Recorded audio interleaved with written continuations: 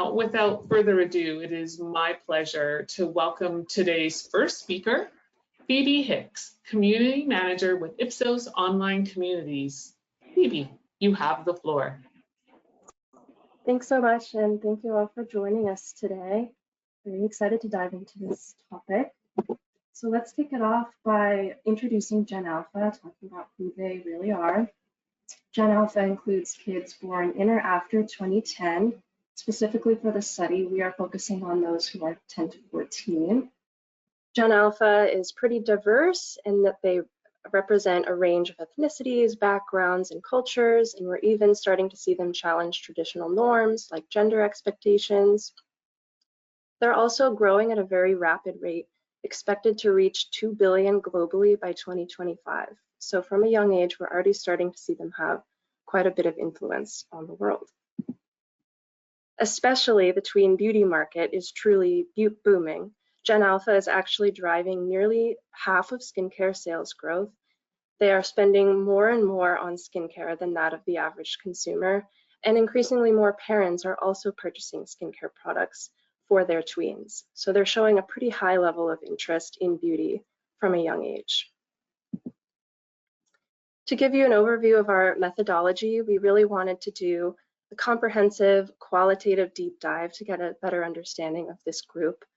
It started with a screener survey, which we put out through our syndicated community to parents of 10 to 14-year-olds who were specifically interested in beauty and skincare. From that screener, we were able to select an engaged set of those parents to partake in a discussion on the same syndicated community, diving a bit deeper into the topic and letting them share their thoughts, their fears, concerns, predictions about this skincare and beauty buying trend. Then we conducted some online in-depth interviews with parents and their Gen Alpha child, which was a really interesting and dynamic way to see how parents and kids interact when they talk about this subject. And finally, we had in-person friendship circles with groups of Gen Alpha friends, which similarly to the online IDIs was a really interesting way to see how they discuss this topic with one another, especially considering that it's a hot topic of discussion in their everyday life anyway. So we'll be discussing 4 main takeaways today. The first being that Gen Alpha really wants beauty and skincare to be fun first and functional second. They're interested in the process and the experience of putting on makeup or having a skincare routine, and not so much worried about the end result until they get a little bit older. Secondly, they definitely recognize that they're influenced by outside sources like friends, content creators on social media, but they don't necessarily recognize that influence as the social pressure that it is, which leads to the third point, that parents have some concerns around this social pressure and how it impacts their kids' mental health. And they feel like they're balancing a fine line between, on the one hand, wanting to promote self-expression and confidence, but on the other hand, wanting to, again, protect their mental health and make sure that they are using the right products and using products properly. Finally, brands really have an opportunity here to build strong connections with these young consumers and with their parents by really leading with authenticity and trust and very genuine content. Trust is really important for parents, and we'll talk a little bit more about that later. So because they're growing at such a rapid rate, their influence is also growing at a very rapid rate. We're already seeing Gen Alpha have influence on their parents' purchasing decisions outside of beauty, so on everyday purchases like toys and food, games, clothing, etc. Gen Alpha is even expected to live a little bit longer compared to millennials, simply meaning that they're going to be a very significant consumer group for many years to come. And therefore, early positive impressions by brands are incredibly important in terms of building brand loyalty. We know that Gen Alpha is growing up in a digital age more so than any previous generation. Products are more accessible, information is really accessible. So creating this positive first impression, early positive impressions, is really important to keep that loyalty going in the long run. So one of the first things we wanted to understand was specifically what types of products they're most interested in. And the ones that rose to the top were facial cleanser, body mist, perfume, moisturizer, lipstick and lip gloss, and also sunscreen. So you can see here that it's a pretty wide variety of products that they're interested in that don't necessarily all fall into the same category of beauty. We have some skincare, we have a little bit of makeup, and body care as well. So they're really showing a high level of interest in a variety of products from a young age. With that, I'm going to pass the floor over to Christy Schmidt to dive deeper into other factors that are really driving this high level of interest. Thanks, Phoebe. So I'm Christy Schmidt. I am a qualitative research consultant, and I had the pleasure of talking with some Gen Alphas and parents through this study. And so I'm going to be sharing some of those findings. Also, just for a little bit of extra street cred, I am the mother of some Gen Alphas, including a 10-year-old daughter who is very interested in this topic at hand. But I'm here to share with you what I learned from our alphas and their parents. So one of the big things that we learned, and it was very loud and clear from this group that we talked to, is Gen Alpha wants beauty to be fun. Beauty is fun to these alphas. In fact, we heard it is fun. It should be fun. It must be fun to get them to engage. For them, it's very much about the experience, right? The experience more so than the end result. And we learned about some things that can kind of make beauty fun for this cohort. That includes things like packaging with bright colors or cool fonts, cool dispensers, like, those that dispense the product in fun shapes. Or, sometimes it can just be a really great scent that really kind of makes the product fun for them. The other thing that I heard so much about were these get ready with me videos. These are very popular with our alphas, and it's because they're fun to watch, they're informative, they're inspirational. It's, these girls kind of watching folks about their age go through their routines or try new products. They're kind of living through them and learning at the same time. And all of that just kind of makes this beauty a really fun experience for them.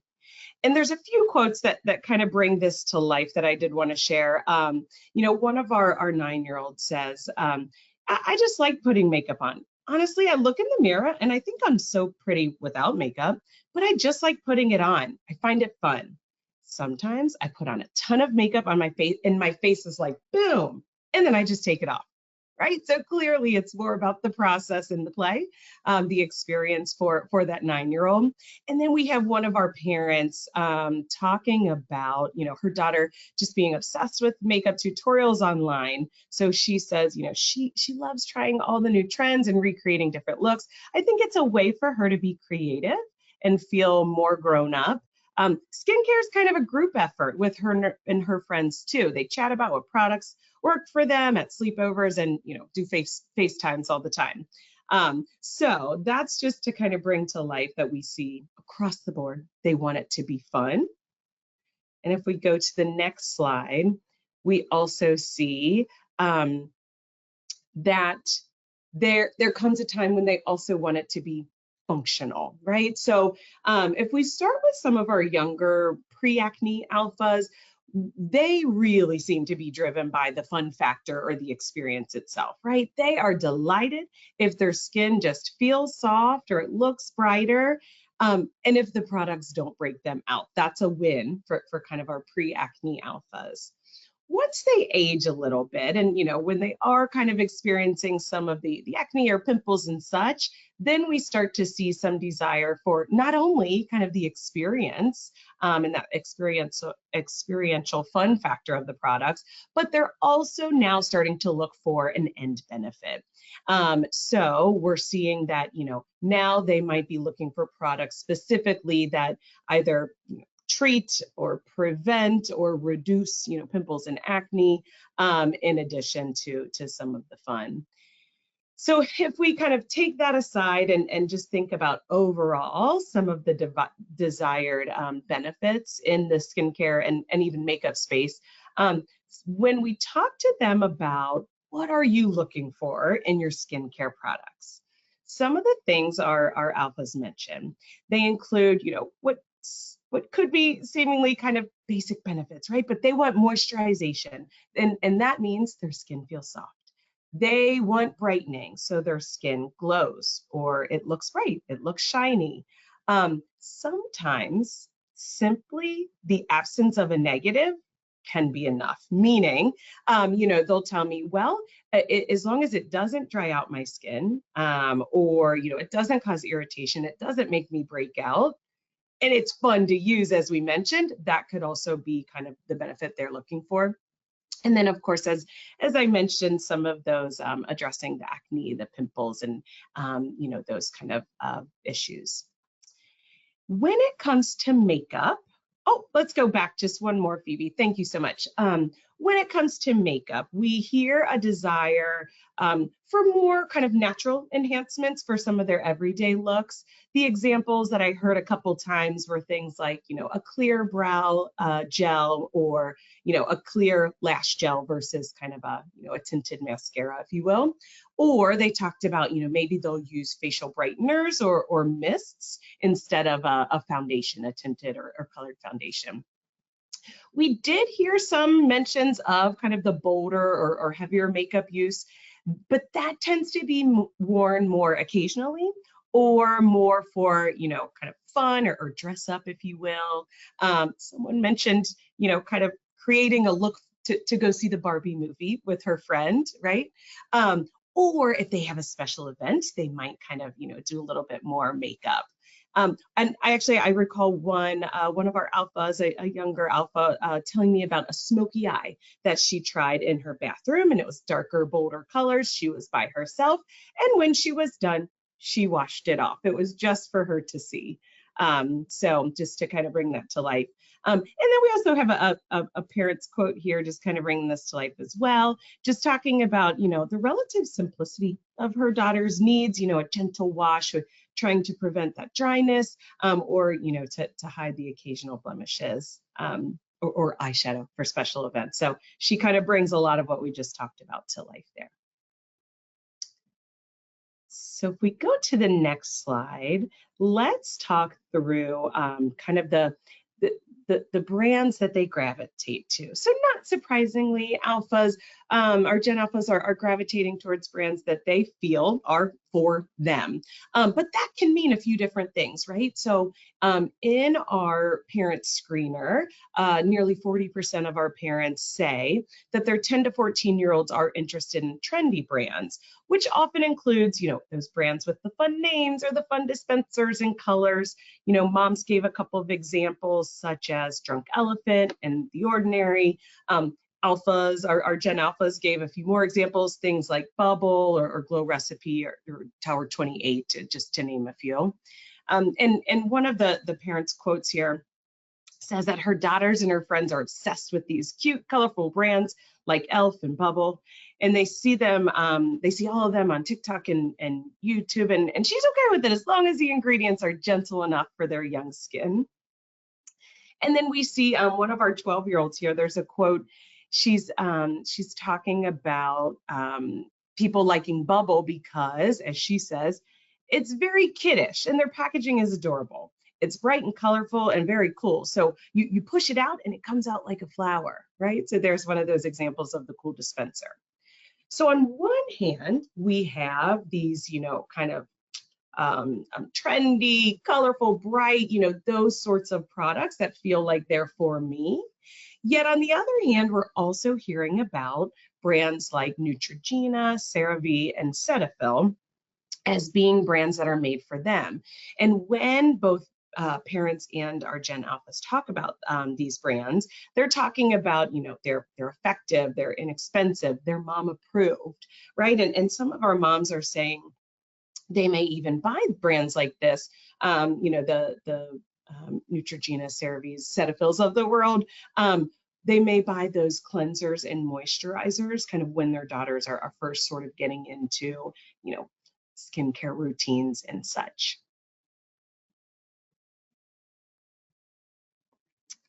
So when we think about, we were kind of keeping our ears open and asking lots of questions just around, skincare, makeup. Those seem to be kind of the hot topics for these, for our Gen Alphas. And what we found is it appears skincare is just a less intimidating entry point compared to makeup. And what we're realizing is skincare just feels more approachable and lower risk for these tweens and early teens. So there's no real tools or techniques required, and there's a less obvious risk of failure when it comes to skincare, meaning if they mess up, there's not kind of that visible physical evidence that you could see from, across the way if I applied my, my serum wrong. When it comes to skincare, the alphas are talking about how eager they are to try new things. This is an area where maybe they even save or splurge on, or they save for or splurge on some of the new products or something new to them. And when they get to try something, they just can't wait to tell their friends about their new skincare, which is kind of different than what we're hearing about makeup. So when we talk to them about makeup, makeup seems just, kind of more intimidating and higher risk. So we are hearing about less engagement overall with makeup, as I mentioned. So, some might dabble, some might kind of, wear it on occasion, or some might keep it very basic and more kind of natural or subtle looks. But makeup requires precision and techniques, and I got to use the right shade. And so all of that kind of increases that risk of failure. If they get the shade wrong, if they don't blend it well, if they don't have the right applicator, people could actually, visibly see their mistakes. So just kind of increase that risk of failure. And in fact, we heard quite a few mention, like, I don't really know what I'm doing when it comes to makeup. Or, we've got a quote here saying, like, one of our 14-year-olds actually saying, I'm not really good at makeup and I don't really even have much of it, right? So kind of less opportunity to practice because her makeup case is just doesn't have a whole lot in there. We can go to the next slide. And let's talk a little bit about some of their kind of influences and inspiration. So as we might imagine, the outside influences are strong in terms of inspiration, influence, and it's really driven by, their friends, kind of friends in real life, and some social platforms. So sources of information and entertainment can include social influencers or content creators, brands. So they talk about seeing brands, their posts or even, ads on social platforms from these brands, or short form videos. And then, of course, they're friends, right? So a lot of times they're trying each other's products, they're sharing information, they're talking about the latest and greatest trends and things that they're hearing about. So all of those things really are kind of making an impact among these Gen Alphas. And there's a quote here where we have a mom talking about her daughter. Originally her daughter was mimicking her and the older sister before she kind of started getting into some of these social platforms or talking about it with her friends. And now those have kind of taken over as her Gen Alphas go to within the last few years. And she ends this just saying that her daughter and her friends are all skincare obsessed, which is also a bit of a theme throughout. So we also explored the idea of social pressures and kind of the prevalence of that. And what was interesting is it appears that the social pressures may be felt, but not always recognized by our Gen Alphas. So, when we were kind of digging into that, it appears that, our Gen Alphas appear to trust and want to be in the know, so they are willing to try, products that others are using. They say they're keen to influencers being honest about products, so they talk a lot about, if they're following somebody or if they see somebody, they're trying to gauge if that person is getting paid or not. Because if they're getting paid, I probably can't trust them. But if they really like the product, no, I can. And they kind of talk through that. And at the same time, I also heard a little bit of like, they all also seem to kind of trust blindly at times as well, even if they don't recognize that or not. And then when I asked about, this kind of peer pressure, they say they don't feel this peer pressure to kind of have the new and trendy items, but the way that they talk about it makes it seem as if there is some kind of social currency for them. As an example, if they get the new product, they can't wait to tell their friends about, oh, I got this, and they want to show them. I also heard examples of, maybe they had the cool product and it ran out, so they filled a regular product into that dispenser so that it still looked like they had the hot brand. So there's different things that even if they won't admit it, it certainly appears as if there is some social currency there as well. And then there's a quote here just to kind of bring that to life. A 12-year-old says, I'm influenced, but I don't feel pressure to get things. My friends talk about new products because they're fun, not to brag. So the other thing we kind of heard about as we were exploring just some of their influences and such is this idea, or the alphas talking about kind of getting to know and trusting their online influencers. And it's just a little bit different than the days of, celebrities or models and such kind of, talking to the public about brands. In this case, these Gen Alphas are telling me all about their lives, right? They're seeing the lives of these content creators play out on these social platforms, and they just feel like they really know them. They feel like they know them in real life. They gave examples of, so-and-so's going to a dance, and she took us through the process of, picking out her dress. Then we saw her get ready. Then she went to the dance, and now we, kind of know what it is after. Those are all those kind of the 360 glimpse into their lives. And those are the same folks who are also kind of influencing and inspiring, some of their interest in beauty. So, as a result of all of that and kind of that closeness or that relationship that they sort of start to build, it just means that they're placing higher trust in their opinions and the recommendations, like they might a friend in real life. And then there's one other quote here just to share. Again, even if our alphas aren't recognizing that there is social pressure, we do still see it. And one of our 12-year-olds here is talking about, just kind of wanting to be seen and feel pretty. And here we see her saying, a lot of it for me is that if there's a pretty girl and she calls you pretty, that's the best compliment. So we can go to the next slide. Let's talk a little bit about the role of parents. So we learned that parents certainly still have an important role to play. And in fact, even though the tweens may not recognize it, moms and parents here express kind of a more explicit concern around the tweens' mental health. So we see and we hear from the parents, they are playing an important role. They're just in terms of trying to help shape habits and decisions, especially since they're entering kind of the beauty arena at such a younger age. And we're hearing about parents acting, oftentimes as kind of the gatekeepers. So they're providing guidelines around, ingredients or spending limits on different products. And just as an example, a few examples that we heard a few times were things like, parents telling the kids to avoid products with retinol or with hyaluronic acid in them, or that you're not allowed to spend $80 on a moisturizer because I don't even spend $80 on a moisturizer, or you don't need anything that costs that much on your young skin. So those are just a couple of examples that we heard about.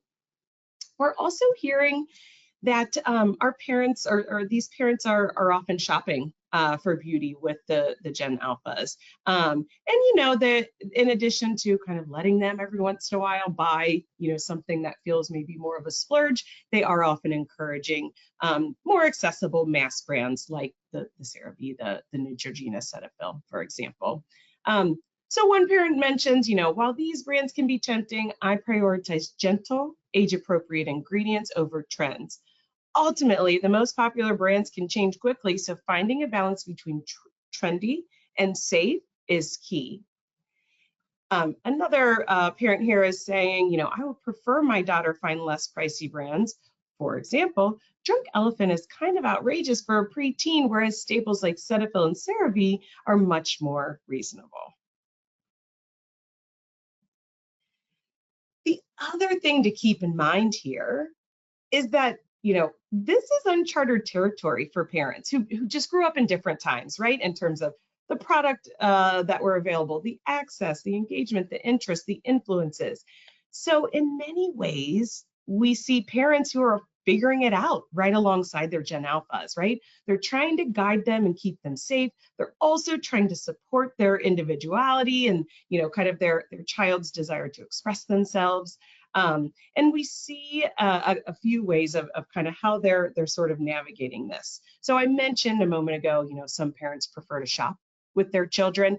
Really, that's just to help oversee kind of the money spent and the products purchased. But the Gen Alphas are also kind of allowed to shop with friends or family as well.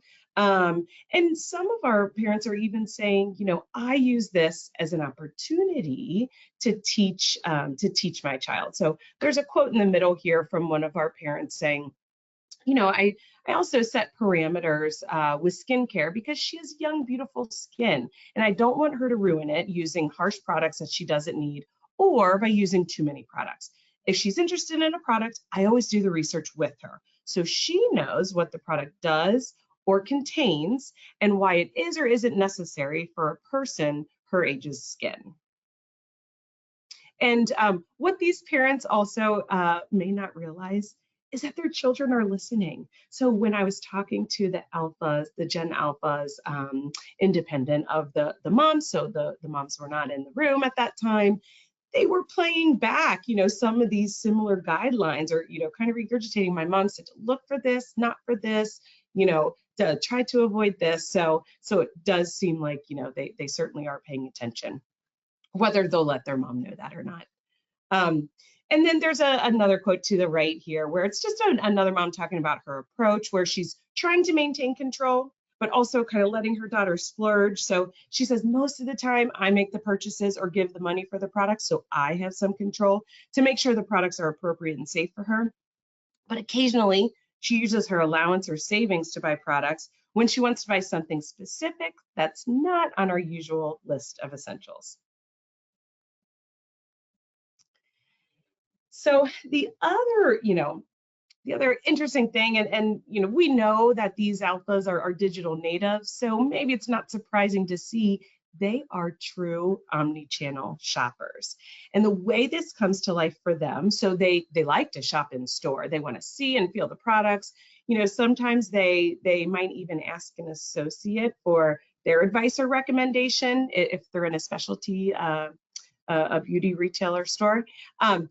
But that's only if that associate looks friendly and approachable. So they still have their guidelines as well. So they like to shop in store to kind of experience the things, let something catch their eye, but they're certainly leveraging online. So things such as, Amazon or, the beauty retailer apps like the Ulta, Sephora, they're using those to browse and discover products. They'll use those to look up reviews. They'll even save products in their cart so that when they go to the store, they can pull up their app quickly, look at their cart, and that's the product that I want to get now that I'm here, right? So it's kind of a shortcut to what they wanted to buy. And here we just see that kind of come to life from one of our 12-year-olds who says, I have the Ulta app. So sometimes I'll put stuff in my cart. So when I go in, I'm looking for the stuff in my cart. If I see it on social media or my friends are talking about it and I just wanted to look it up, I'll look at reviews even before I think of looking at it in the store. So reviews are certainly important as well. And lastly, we're seeing that Alphas are savvy enough to balance, splurging and saving within beauty. So they're very well versed in searching for less expensive dupes of their favorite brands. there are actually a few examples of them searching dupes on Amazon. So there was one example and where a 12-year-old was talking about, an expensive brand of bronzing drops that she really wanted. They were just too expensive. So she looked up, off-brand drunk elephant dupe or whatever that may have been, and she found a more kind of mass brand that rose to the top, was very popular, and had great reviews, and so she bought those instead. And then it was also interesting to hear kind of the distinction from one of our 12-year-olds here. So there's a quote there that talks about, she's more willing to use or to buy makeup dupes than skincare dupes. And what she says is, I use more makeup dupes because skincare has a purpose to help your skin.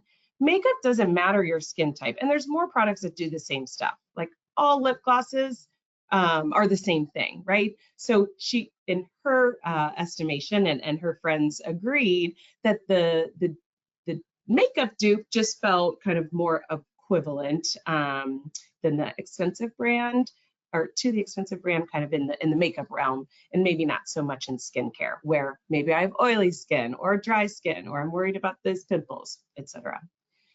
And then we also heard, when it comes to splurging, many talk about convincing mom they'll pay her back and won't, or they talk about asking a family member who's known for spoiling them. They also say, I might ask for a kind of a splurge product for my birthday or for a holiday, or even, just request gift cards so that I can buy them.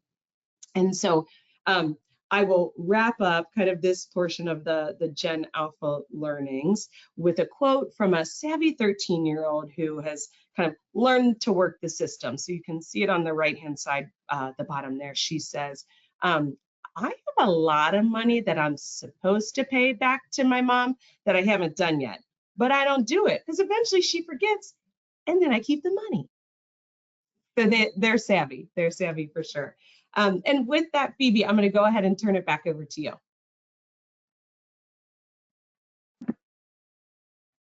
Awesome. Thank you so much. So to bring it on home, what does this mean for brands? What should brands remember given everything that we've learned about Gen Alpha today? Number one, it's important for brands to meet them where they are, meet them on their favorite platforms with content that's really engaging, genuine, and authentic. The second is that they can continue to embrace the fun and approachability of the category.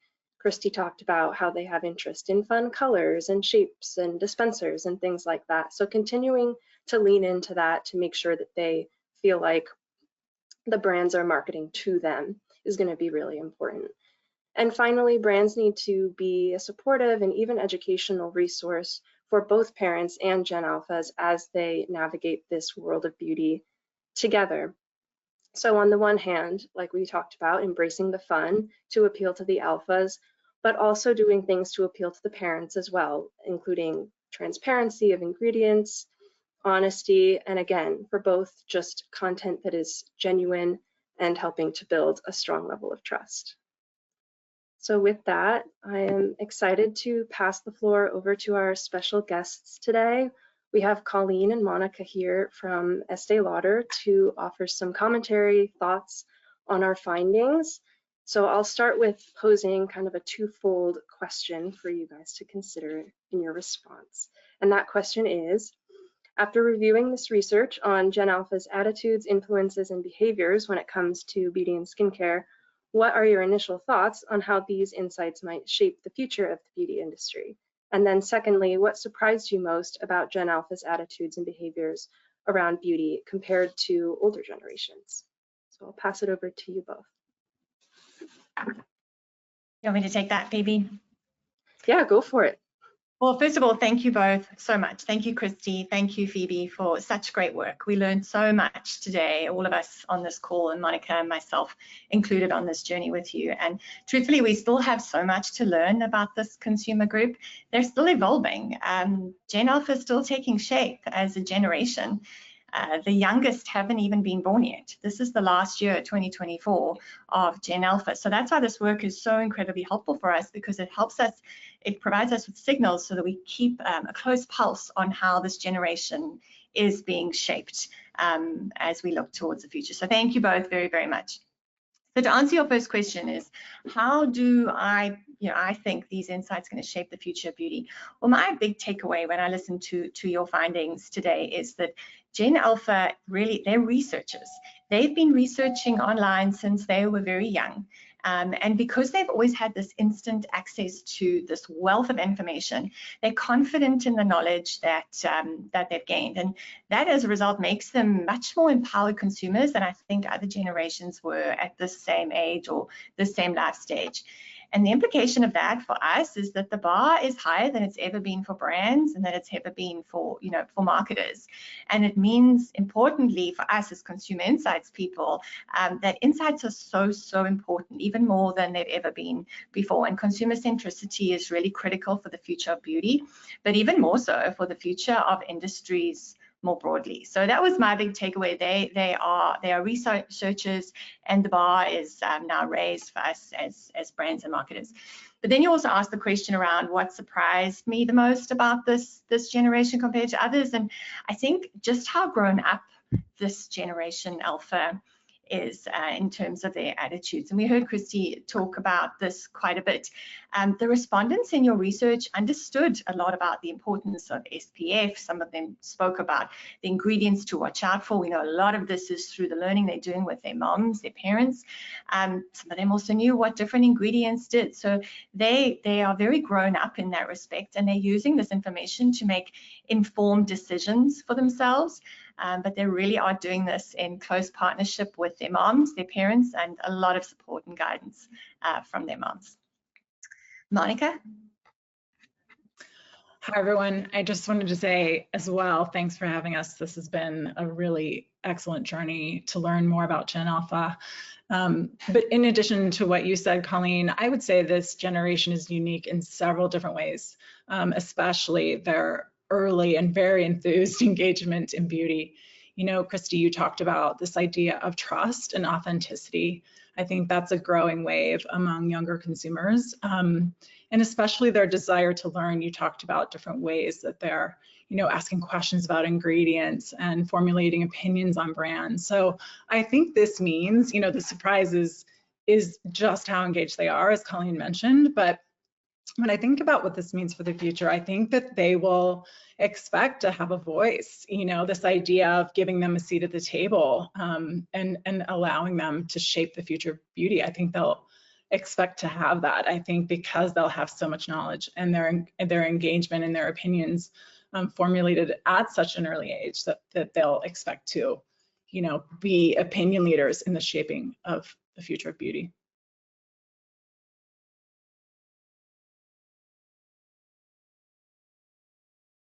Thank you both so much. I know we're a bit close to time, but we might have time for one or two other questions. So let's see. I have one here that is asking, what role do you think beauty brands can or should play in fostering positive self-esteem and mental well-being for the Gen Alpha consumer? You want to go first, Monica? Yeah, sure. For me, this feels broader than Gen Alpha. I think we've seen, this idea of fostering positive self-esteem and, mental wellness, is a recognized movement across beauty, regardless of age. But it's especially important for Gen Alpha, as you shared, Christy. I think when they're asking questions and they're really looking around, and we don't know their future relationship with, the influencer community, et cetera, and where their influences will be coming from in the future. And as Colleen said, these are very early days of understanding them. So we'll see. I think, it's something that I think is important. It's a growing sentiment, but we'll see. Colleen? Yeah, I couldn't agree more. It's so critically important, particularly for younger generations. But something I wanted to just mention in hearing, some of the quotes, you read one of them out, Christy.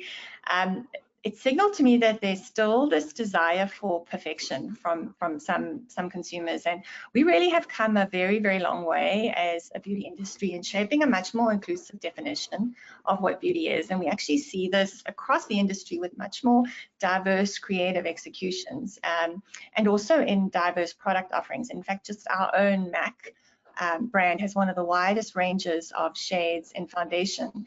But when I hear some of these quotes and some of the things being played back to us, it really is an important reminder that we still have a long way to go and a lot of work to do to overcome some of those deeply rooted cultural stereotypes to make sure that this next generation really do feel seen and feel reflected by us and by our industry. Thank you. All right, I think we have time for just one more question before we wrap up. So I'll go ahead and ask, what is the most important thing beauty industry leaders should keep in mind when it comes to engaging this next generation of consumers? Okay, I'll go. So I spoke about this earlier about them being such big researchers from a young age. They're so knowledgeable, and because they have all this knowledge and information, they're very discerning and very strategic in their decision making. We heard Christy talk about dupes and so on, and so they're looking for a reason to believe or reasons to believe. And we also heard Christy talk about how fun is more important than functional, particularly for the younger Gen Alphas. So having a meaningful and relevant emotional benefit really is top priority in my mind. That I'd say is the most important thing for beauty brands to keep in mind, is that emotional benefit and that emotional reason to believe. Monica? Yeah, Colleen, I agree. And I would just say it succinctly in that, don't underestimate this cohort as much as they enjoy the fun. Like you said, Christy, the word savvy really comes to mind. And I agree, Colleen, they'll be looking for, and everything you just spoke about inclusion and representation, I think they'll be looking for brands to commit to these practices and innovate and improve, the way that they're practicing in all elements today. So. Thank you both so much. To wrap things up, I'll pass it back over to Ellen.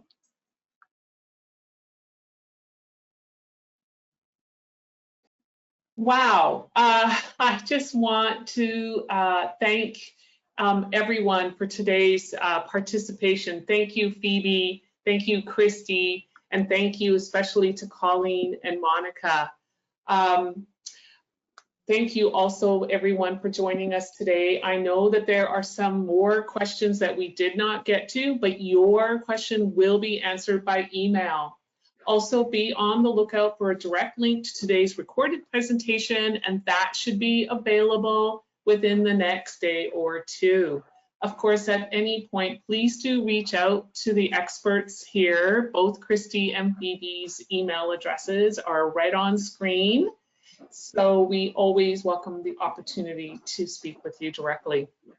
That now concludes today's awesome webinar. Have a wonderful day, everyone. Thank you. Bye.